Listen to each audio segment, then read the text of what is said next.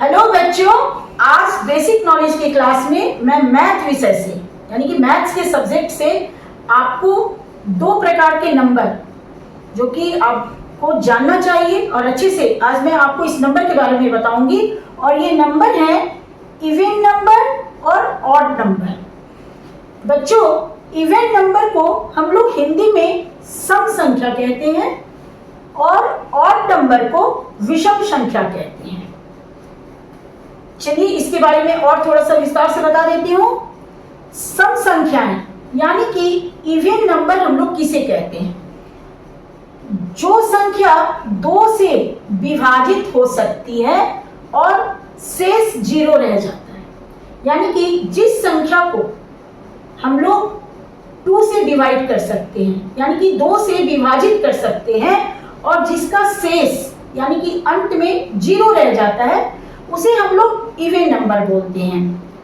अब कौन कौन से नंबर इवन नंबर होते हैं यहाँ पे देखिए, जैसे कि 2, 4, 6, 8, 10, 12, 14, 16, 18, 20, 22, 24, 26, 28, 30, 32, 34, इसी तरह से 36, 38, 40, 42, 44, जितने भी ये सारे नंबर हैं जो कि 2 से यानी कि 2 से डिवाइड हो जाते हैं, वे सभी सम संख्याएं यानी कि इवन नंबर होते हैं।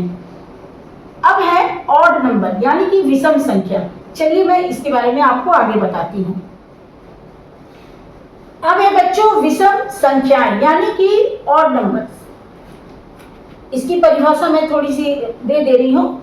जो संख्या 2 से विभाजित नहीं हो सकती है और शेष 1 होता है, उसे विषम संख्या या ऑड नंबर कहते हैं। यानी कि वो संख्या बच्चों जिसे कि हम 2 से डिवाइड नहीं कर सकते, यानी कि 2 से विभाजित नहीं कर सकते हैं और जिसके अंत में 1 बचता है यानी कि 1 बचता है, उसे हम ऑड नंबर कहते हैं। और ऑड नंबर को हम लोग हिंदी में विषम संख्या कहते हैं। अब है कि ये ऑड नंबर कौन कौन से हैं? 1, 3, 5, 7, 9, 11, 13, 15, 17, इसी तरह से 19, 21, 23, 25, 27, 31, 33, इस तरह से जितने भी ये नंबर हैं जो कि 2 से डिवाइड नहीं हो सकते हैं और जिनके अंत में 1 आता है, वे ऑड नंबर कहे जाते हैं।